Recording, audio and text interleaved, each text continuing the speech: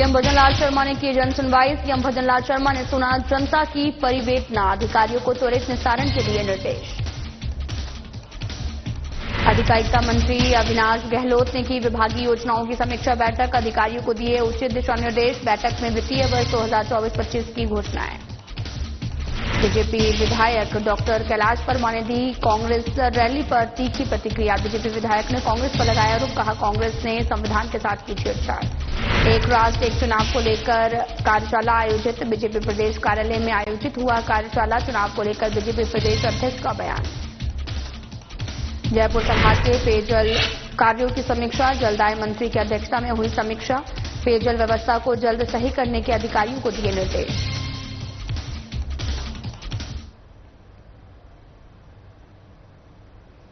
नमस्कार, मैं हूं आपके साथ अंकिता पाल। बुलेटिन की शुरुआत करते हैं। राजस्थान के राज्यपाल हरिबाऊ बागड़े से सोमवार को राजभवन में पंजाब के राज्यपाल गुलाब चंद कटारिया ने शिष्टाचार भेंट की है।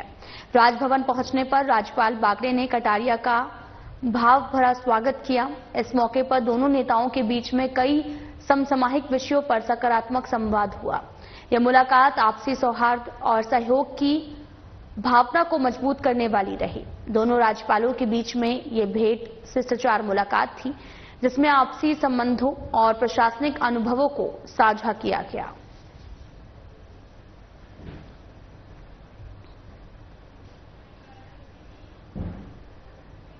पंजाब के राज्यपाल गुलाब चंद कटारिया रविवार को राजस्थान विधानसभा पहुंचे, जहां विधानसभा अध्यक्ष वासुदेव देवनानी ने उनका आत्मीय स्वागत किया। देवनानी ने, आपको बताते चले कि कटारिया को विधानसभा में नवाचारों पर आधारित 1 वर्ष पुस्तक, 9 वर्ष डायरी और कैलेंडर भेंट किया है।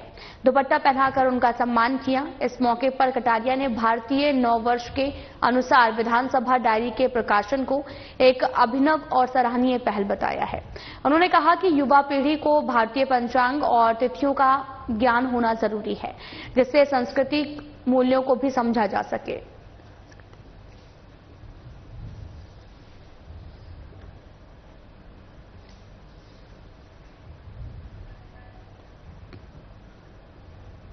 सत्ताईस अप्रैल को सिक्किम के राज्यपाल ओम प्रकाश माथुर ने अलवर जिले के स्वामी विवेकानंद स्मारक पर वीर शक्ति ट्रस्ट द्वारा बनाए गए स्वामी विवेकानंद ई गुरुकुल का लोकार्पण किया। 2 मोबाइल ई लाइब्रेरी को हरी झंडी दिखाकर रवाना किया।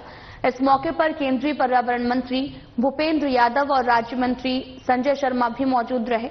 राज्यपाल ने पौधारोपण कर पर्यावरण संरक्षण का संदेश दिया और प्रताप ऑडिटोरियम में ई लाइब्रेरी का वर्चुअल लोकार्पण किया।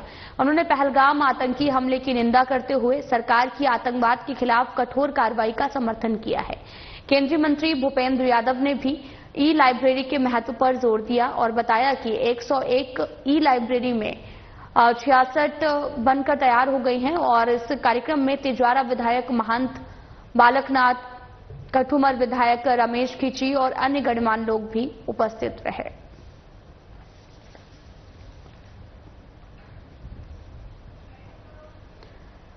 स्वामी विवेकानंद ई गुरुकुल का लोकार्पण किया गया है। सिक्किम के राज्यपाल ने लोकार्पण किया और 2 ज्ञान वाहनों को भी हरी झंडी दिखाकर यहां से रवाना किया गया है। और इस दौरान तिजवारा विधायक महंत बालकनाथ, कठुमर विधायक रमेश खींची और अन्य गणमान्य लोग भी मौके पर उपस्थित रहे हैं।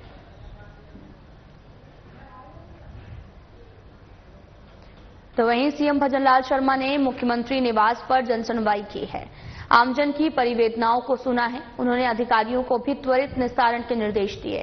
सीएम ने कहा कि राज्य सरकार आमजन को बेहतर सेवाएं देने के लिए प्रतिबद्ध है और हर फरियादी की समस्या का समाधान प्राथमिकता से किया जाएगा। इस अवसर पर उन्होंने जयपुर विकास प्राधिकरण, नगर निगम चिकित्सक शिक्षा, पेयजल, राजस्व, मनरेगा, ऊर्जा और ग्रामीण विकास से जुड़ी कई समस्याओं का समाधान किया है। जनसुनवाई के दौरान जयपुर निवासी राम सिंह रजौरिया ने सीएम को चावल के एक दाने पर उकेरे गए अयोध्या स्थित रामलला मंदिर की प्रतिकृति भेंट की है और जिस पर सीएम शर्मा ने उनकी माइक्रो आर्ट की सराहना की और राजौरिया ने सूक्ष्म हस्तलिखित भगवत गीता के बारे में भी सीएम को बताया है।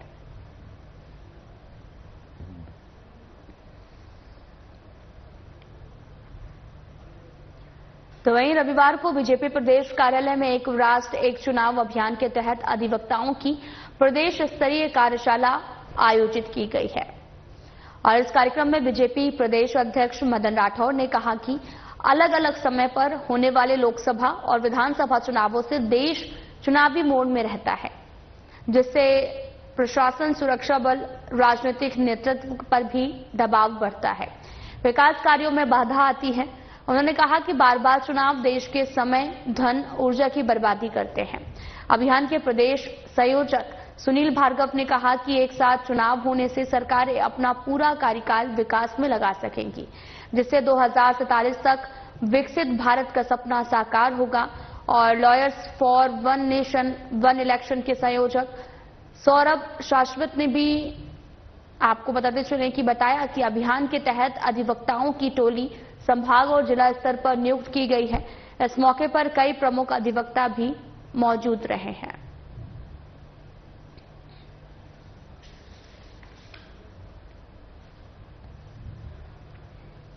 तो वहीं रविवार को जलदाय मंत्री कन्हैया लाल की अध्यक्षता में जयपुर संभाग की पेयजल कार्यों की समीक्षा बैठक गांधीनगर स्थित कार्यालय में आयोजित की गई है।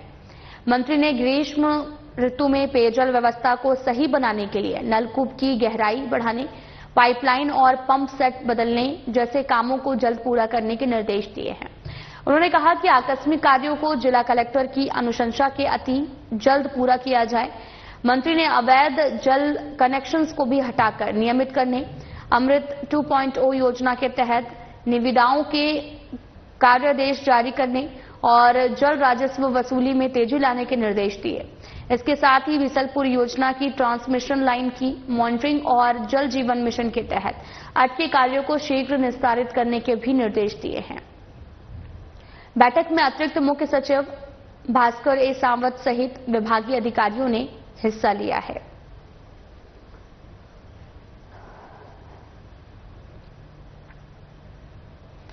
तो वहीं सामाजिक न्याय एवं अधिकारिता मंत्री अविनाश गहलोत ने सोमवार को अंबेडकर भवन में विभागीय योजनाओं की समीक्षा बैठक की है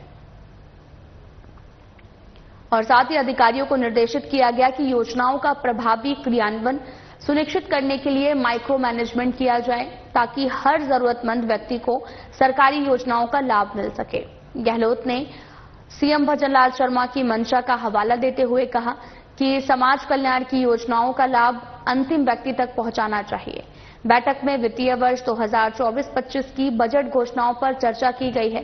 साथ ही 2025-26 की बजट घोषणाओं की प्रगति रिपोर्ट भी ली गई है। छात्रावासों, कृषि विपणन बोर्ड और अन्य विभागों द्वारा किए गए कार्यों की समीक्षा की गई है। गहलोत ने विभागीय योजनाओं की बेहतर कार्य प्रणाली और दिव्यांगों के लिए भी UDID कार्ड और व्हील चेयर वितरण पर भी चर्चा की गई है। बैठक में विभागीय अधिकारियों ने प्रगति रिपोर्ट भी प्रस्तुत की है।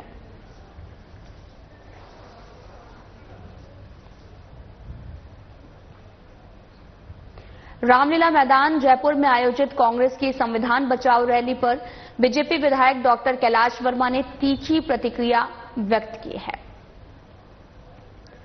डॉक्टर वर्मा ने कहा कि कांग्रेस का इतिहास ये साबित करता है कि उसने संविधान के साथ सबसे अधिक छेड़छाड़ की है और सत्ता के लालच में 100 से भी ज्यादा संशोधन किए हैं जो लोकतंत्र को कमजोर करते हैं।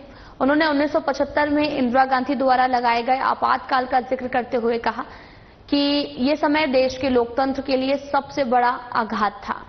डॉक्टर वर्मा ने भी कहा कि जब प्रधानमंत्री नरेंद्र मोदी के नेतृत्व में देश प्रगति की ओर बढ़ रहा है, कांग्रेस अपने अस्तित्व की लड़ाई लड़ रही है। उन्होंने बीजेपी के संविधान के प्रति सम्मान और जनता के हित में किए गए ऐतिहासिक फैसलों का हवाला दिया है। और अंत में उन्होंने बीजेपी कार्यकर्ताओं से कांग्रेस के इस ढकोसले का सही जवाब देने की अपील की है।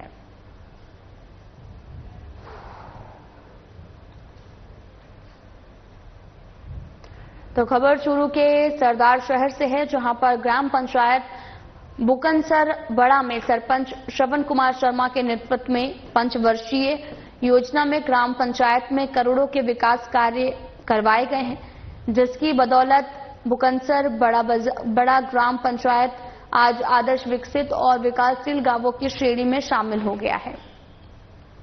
सरपंच श्रवण कुमार शर्मा ने ग्राम पंचायत की कच्ची गलियों को इंटरलॉक की ईंटों से पक्का करवाया, जिसके चलते गांव की लगभग कच्ची गलियां आज पक्की हो गई हैं। ग्रामीणों के लिए आवागमन भी सुगम हो गया है। ग्राम पंचायत सरपंच श्रवण कुमार शर्मा ने बताया कि लाखों की लागत से गांव में सामुदायिक शौचालयों का भी निर्माण करवाया गया है।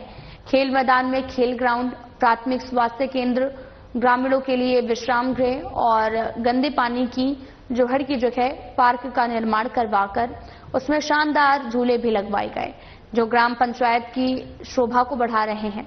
ग्राम पंचायत में गंदे पानी की निकासी के लिए नाला निर्माण भी करवाया गया।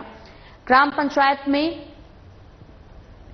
राजकीय बालिका विद्यालय को भी उच्च स्तर तक क्रमोन्नत करवाया गया। गांव में प्रधानमंत्री आवास योजना का भी ग्रामीणों को भरपूर लाभ मिला है। जो वहीं सरपंच श्रवण कुमार शर्मा ने बताया कि गांव में हर बुजुर्ग को वृद्धावस्था पेंशन से जोड़ा गया है और उन्होंने ये भी बताया कि ग्राम पंचायत आज विकास कार्यों के क्षेत्र में काफी अग्रणी है। ग्राम पंचायत बुकनसर बड़ा आदर्श विकसित और विकासशील ग्राम पंचायतों की श्रेणी में शामिल हो गई है।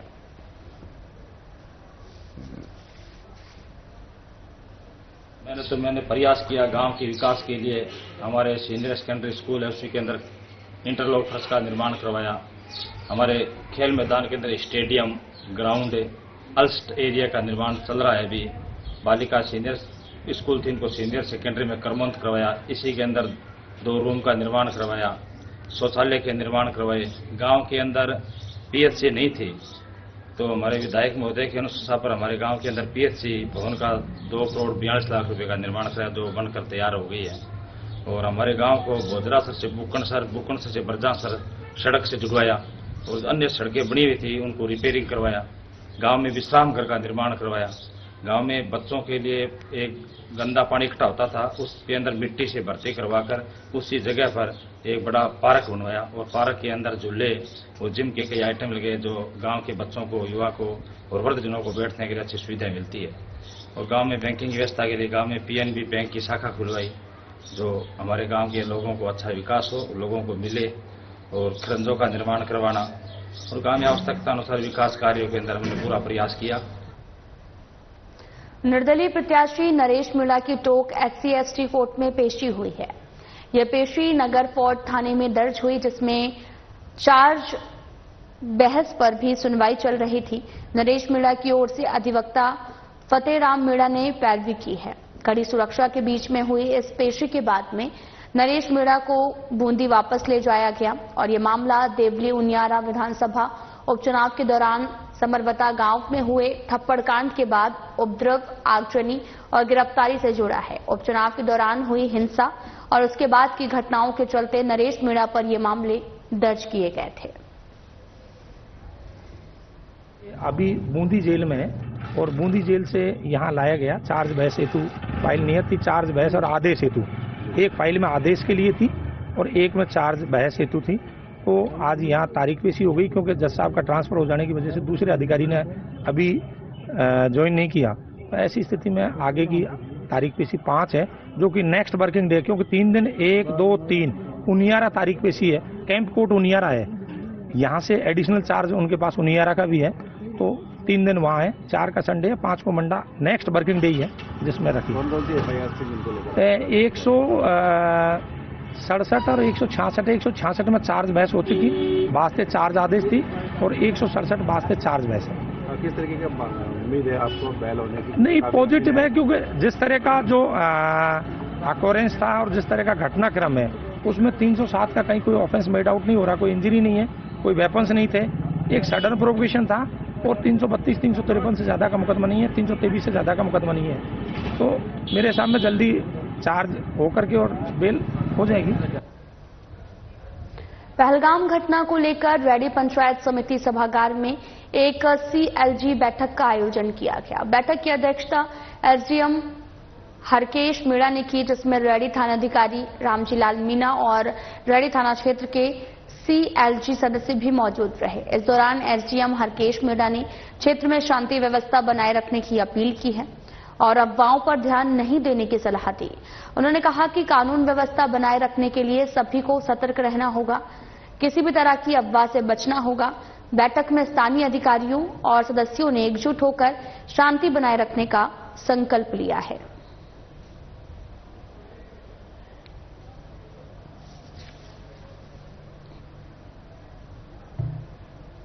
तो खबर हनुमानगढ़ से है, जहां पर जम्मू कश्मीर के पहलगाम में हुए आतंकी हमले के बाद में जिले में कानून व्यवस्था को लेकर प्रशासन सतर्क है। बीकानेर संभागीय आयुक्त डॉक्टर रवि कुमार सूरपुर की अध्यक्षता में जिला स्तरीय वीसी हुई और इसमें कलेक्टर कानाराम और एसपी अरशद अली सहित जिले के सभी अधिकारी जुड़े। वीसी में सभी उपखंड अधिकारी, एडिशनल एसपी, डीएसपी और थानाधिकारियों को भी अलर्ट रहने के निर्देश दिए गए हैं। सोशल मीडिया पर भड़काऊ पोस्ट करने वालों पर त्वरित कार्रवाई करने, सेना की मूवमेंट से जुड़ी हुई कोई भी जानकारी, वीडियो, लोकेशन शेयर नहीं करने के लिए सख्त आदेश दिए गए। सीमा क्षेत्रों में नाकाबंदी कर वाहनों और व्यक्तियों की सघन चेकिंग की जा रही है। होटल, लॉज, रेस्ट हाउस, मंडी, ईंट भट्टों और रेलवे स्टेशन पर भी बाहरी लोगों की भी जांच के निर्देश दिए गए हैं। किराएदारों पर नजर रखने के लिए मकान मालिकों को पाबंद किया गया है। थानाधिकारियों को भी सीएलजी की बैठक लेकर लोगों को जागरूक करने के निर्देश मिले हैं। सभी मिश्रित आबादी वाले गांवों में पुलिस विशेष निगरानी कर रही है। जिला विशेष शाखा और social media cell social media platform पर नजर रखे हुए हैं। कोई भी आपत्तिजनक पोस्ट सामने आते ही तत्काल कानूनी कार्रवाई की जाएगी। सांप्रदायिक सौहार्द बनाए रखने के लिए महत्वपूर्ण संगठनों के पदाधिकारियों से संवाद किया गया है। ऐसे प्रभावी व्यक्तियों को भी चिन्हित किया गया जो तनाव की स्थिति में प्रशासन का सहयोग करते हैं।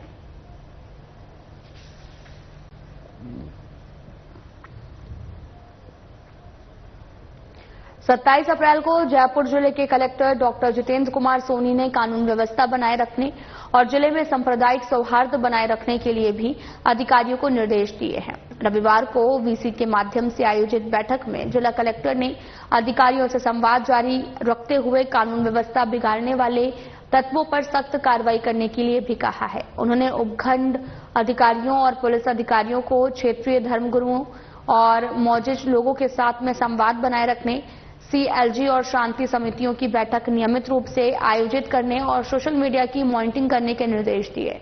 जिला कलेक्टर ने पुलिस और प्रशासनिक अधिकारियों को भी नाकेबंदी और गश्त को मजबूत करने, महत्वपूर्ण स्थानों पर संवेदनशील इलाकों पर अतिरिक्त पुलिस जाब्ता तैनात करने का भी आदेश दिया है। बैठक के बाद सभी उपखंड अधिकारियों और पुलिस अधिकारियों ने क्षेत्र में शांति बनाए रखने के लिए समुदायों और संगठनों से संवाद किया है।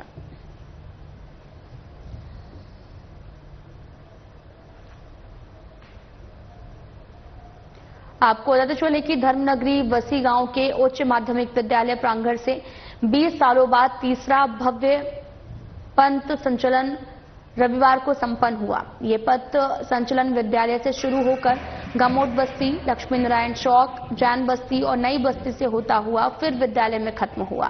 कार्यक्रम की शुरुआत प्रार्थना और ध्वजारोहण के साथ हुई। 4 सालों से लेकर 60 सालों से अधिक उम्र के 300 से भी अधिक स्वयंसेवकों ने हिस्सा लिया है और आधे किलोमीटर का ये संचलन 1 घंटा 7 मिनट में पूरा हुआ। ग्रामीणों ने जगह जगह पुष्प वर्षा, रंगोली, जलपान की व्यवस्था कर भव्य स्वागत किया। भामाशाहों ने पानी, छाछ, बिस्किट और ठंडे पेय बांटे और इस मौके पर विभाग प्रचारक विकास राज, जिला प्रचारक सुनील जी और जिला संचालक योगेंद्र शर्मा सहित अनेक गणमान्य मौजूद रहे। गांव के स्वयंसेवकों ने अनुशासित और उत्साहपूर्ण भागीदारी कर आयोजन को सफल बनाया है।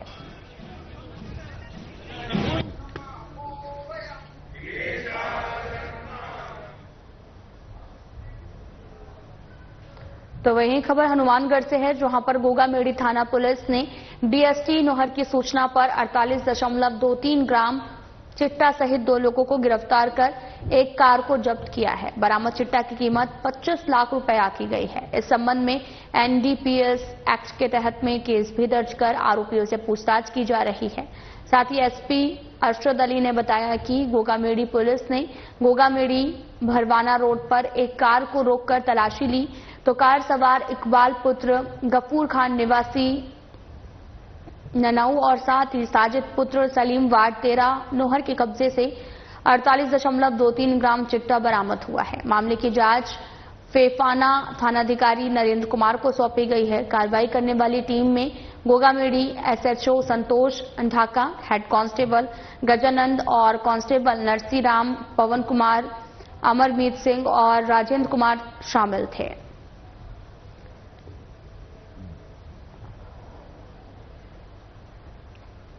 तो वहीं खबर हनुमानगढ़ से है, जहां पर दुष्कर्म केस में फंसाने की धमकी देकर 10 लाख रुपए की डिमांड करने के बाद में नकली पिस्टल के साथ में व्हाट्सएप स्टेटस लगाकर डराने धमकाने के मामले में टाउन पुलिस ने एक महिला को गिरफ्तार किया है।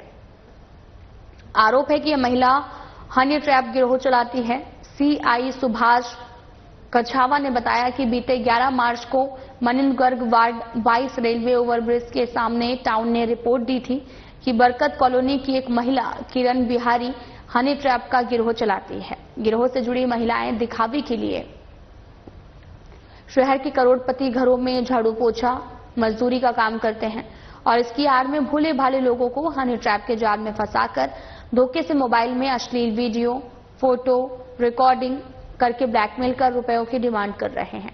उसके साथ ही किरण ने ऐसा भी किया कि एसएसपी ने भी इस मामले की जांच की। पुलिस ने आरोपी महिला किरण को गिरफ्तार कर पूछताछ की है। पुलिस के अनुसार करीब 4 साल पहले आरोपी महिला मनिंद्रगढ़ के घर पर काम करती थी। उस दौरान उसने 10 लाख रुपए मांगे नहीं, आपको बता चले कि मांगे नहीं दिए तो उसने मुकदमा भी दर्ज करवाया है। जमानत पर छूटने के बाद अपनी सहेली से मनिंद्रगढ़ के खिलाफ महिला थाना में मुकदमा भी दर्ज करवाया गया, जिसमें पुलिस ने आपको बताते चले कि एफआईआर भी लगा दी है। और उसके बाद में किरण ने व्हाट्सएप स्टेटस पर हथियार के साथ फोटो लगाई, जिस पर मनिंद्रगढ़ ने केस दर्ज करवाया। और कार्रवाई करने वाली टीम में कांस्टेबल प्रदीप सिंह, महिला कांस्टेबल सुषमा सहित अन्य पुलिसकर्मी भी शामिल थे।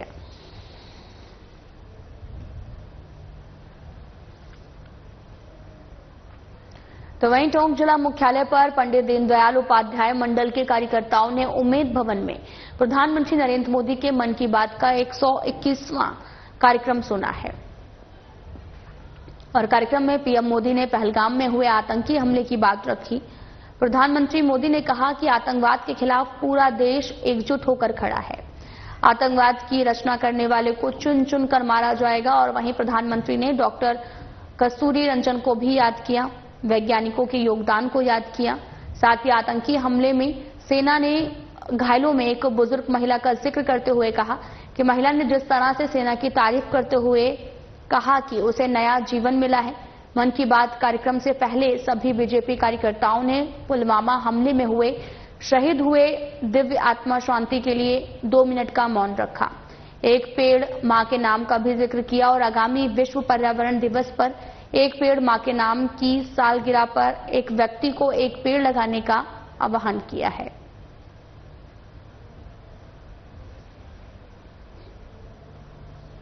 तो वहीं शासन सचिवालय में प्रदेश की कानून व्यवस्था को लेकर उच्च स्तरीय बैठक आयोजित हुई, जिसकी अध्यक्षता मुख्य सचिव सुधांश पंत ने की है। उन्होंने सभी जिलों से वहां की कानून और शांति व्यवस्था के संबंध में फीडबैक भी लिया है और ये भी कहा कि पहलगाम में हुए आतंकी घटना किसी भी रूप में सांप्रदायिक तनाव का रूप न ले।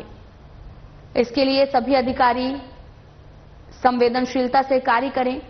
और साथ ही उन्होंने सभी पुलिस थानों को नियमित सीएलजी और शांति समितियों की बैठक लेकर संदिग्ध व्यक्तियों, स्थानों और भ्रामक और सांप्रदायिक तनाव भड़काने वाले व्यक्तियों की पहचान कर उन पर सख्त कार्रवाई करने के निर्देशित किया है। साथ ही सुधांश पंत ने यह भी कहा कि राजस्थान एक शांति प्रिय प्रदेश है और पहलगाम में हुआ आतंकी हमला देश में सांप्रदायिक शांति और सौहार्द के माहौल को बिगाड़ने की साजिश है। उन्होंने निर्देश भी दिए कि प्रदेश में हर हाल में कानून व्यवस्था बनी रहे। इसके लिए संभागीय आयुक्त, पुलिस महानिरीक्षक, जिला कलेक्टर और पुलिस अधीक्षक अपने संभाग, रेंज और जिलों की नियमित मॉनिटरिंग करें।